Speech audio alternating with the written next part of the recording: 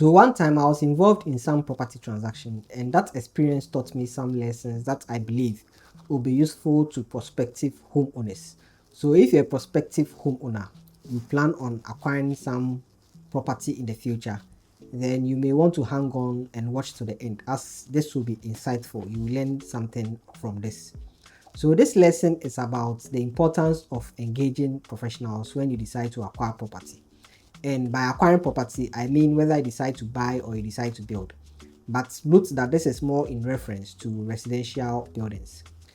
So before I even get into the story, I'll humbly implore you to subscribe to this channel, especially if you are someone who is interested in enlightening your knowledge about real estate. As on this channel, I share insights about real estate, matters relating to land and all of that, construction and all of that. Also, don't forget to like the video and share to others. So one time, someone wanted to buy a property, and I believe the owner of this property, that's the seller, he had quoted some amounts, that is the price of the property, and the buyer wanted to be sure. And I think the buyer was advised to get a valuer, someone to value the property, to guide them in their negotiations. And that is how I was contacted and got involved. So let me give a little background to this property. So this is a huge property, big property. So it's that kind of property you describe as a mansion, but it's uncompleted, and the owner themselves don't even live in the property. So it's that uncompleted, but it's that kind of property when it completes and you ever pass by, you say, wow, this is a huge property, this is a mansion. That's how big the property was, and it's located in a reputable neighborhood. So I don't want to go into the details of the story, so I won't mention the area. But by reputable neighborhood, think of an area where you would expect that land prices will be quoted in dollars. And let me also add that the land is very big. It's like half an acre of land. So for reference, like think of about 3 plots or even 4 plots of land given today's measurements. So that's how big this property was. And so you can imagine the price this owner may have quoted. A big property located in a reputable neighborhood. So yes, I believe that is why the owner decided to get some valuer to advise on the value of the property. But I wasn't informed, or let me say we weren't informed on what the value or what the price of this property was. Perhaps the buyer didn't want us to be influenced. They wanted us to do some independent work. So yes, we agreed with the buyer. So all this time we're always in contact. We're only in contact with the buyer of this property. They engaged us. So we're only involved in contact with this buyer. And so we agreed with this buyer on when to visit the sites and do the necessary inspection. So on the day of visiting the site, so I visited the site with a colleague of mine. And on the day of visiting the site, the owner, when they got wind that we're visiting the site, they also showed up. So note that, as I said, we're never in contact with this owner of this property. But on the day of visiting the site, they showed up. And I believe their intention for coming was to impress upon us how big this property was, how big their property was, so that we don't miss some part of the property. And truthfully, their presence was useful because we may have missed some part of the property. That's how big this property was or is. So yes, we began to go around this property with this owner, and the first thing we noticed, that's my colleague and myself, were some cracks in some of the columns, some of the main columns of the building. So I quickly told my colleague that even if the buyer was going to proceed in acquiring this property, they needed to conduct some structural integrity tests on this building. So that's the first thing, but this is not something we told the owner of the property. So we began going around this property, and the conversations, the discussions, and the interactions we had with this owner are where the lessons from this story are.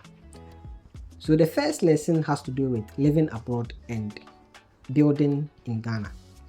So according to this owner, they bought the land, the huge land.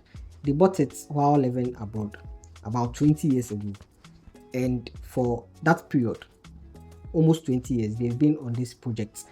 But unfortunately, they've not been able to complete this project. and it appears that they are overwhelmed with all the costs that this project is coming with, and that is why they want to let it go. So the point here is that the fact that you live abroad does not mean that you have the means or capacity to put up a mansion in Ghana. So this is not also to say that people who live abroad can't put up mansions in Ghana, but before you embark on such a journey, it's important that you plan properly and assess yourself. Know that you are financially capable of delivering this project. Otherwise, you may find yourself in a situation this owner finds themselves. The next lesson has to do with cost and value.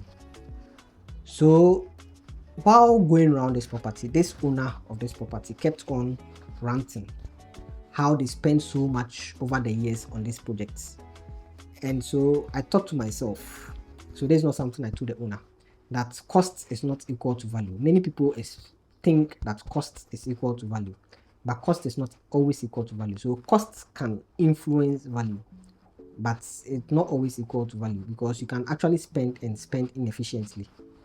And so if you spend and you don't spend it efficiently, it won't translate into value, because value is the satisfaction or the benefits that is derived from a property, and is often determined by the market. It's not determined by you, the owner.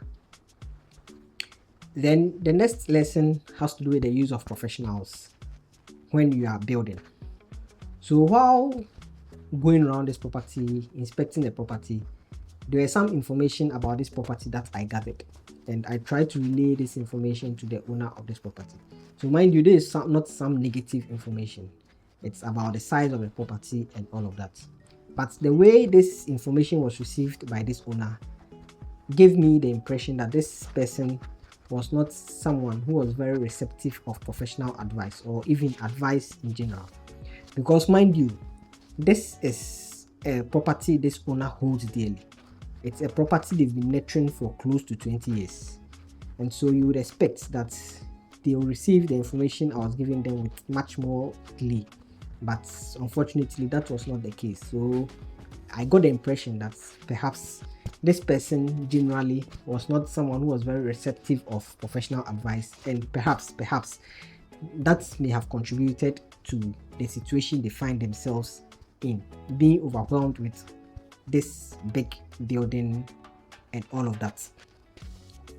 So yes, so before you put up any building, the first professional you often, after acquiring the land, the first professional you often have to consider is an architect, because architects are considered as the lead consultant when it comes to buildings. And many people see architects as people who just draw the architectural drawings or the design buildings, but the architect role actually goes beyond that. They are supposed to advise you and guide you through the process of building your property. And often the architects collaborate with a structural engineer, and together they have to let you know what you are getting yourself into. So they actually advise you and guide you, but it's up to you, the client, to also take their advice, because they can actually advise you and you may not have to take it.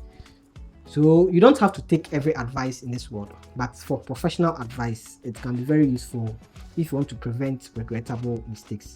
So that's the point I'm making. And even for a big project like this, I'll even recommend that before you get an architect, you get a project manager, and this project manager will then coordinate with the architects and the structural engineer, and together they can guide you through the process. So once you have your design, then you can also get a quantity surveyor to put numbers to the cost implication, so that you can plan financially.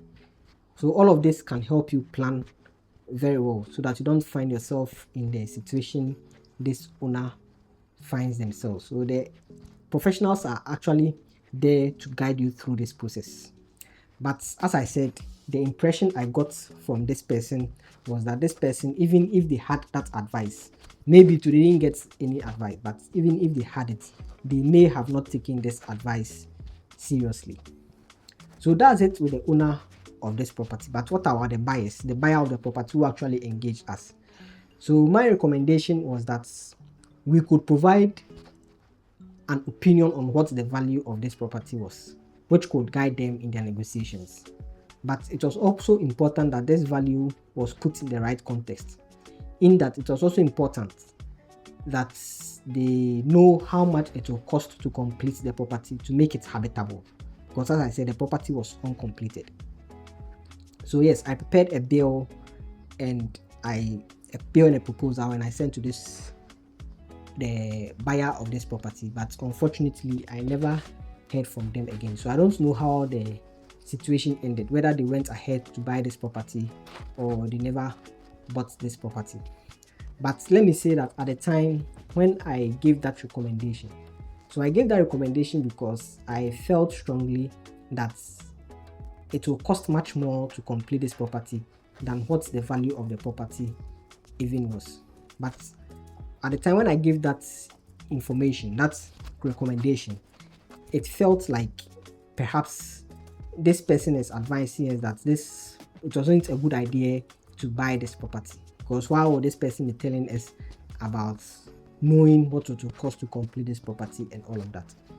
They didn't tell me, but that's the impression I got, or that's how the situation felt like. But as I said, I don't know how it ended. So that's it with the buyer. But the point I'm making in this video is that, first of all, before you acquire any building, the fact that you live abroad does not mean that you have the means to put up a mansion in Ghana.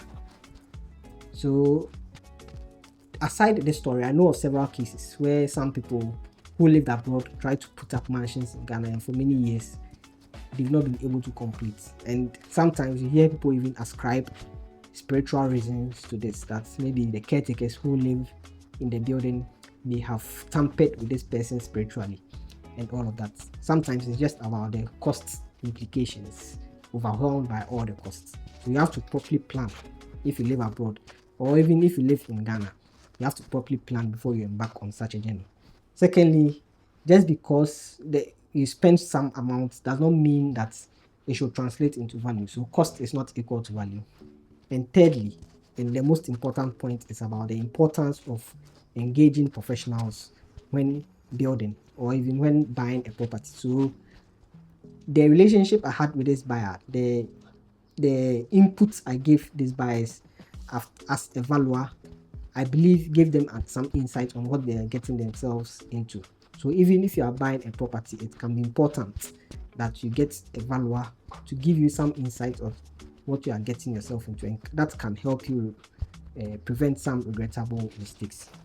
So I believe you found some insights in this video.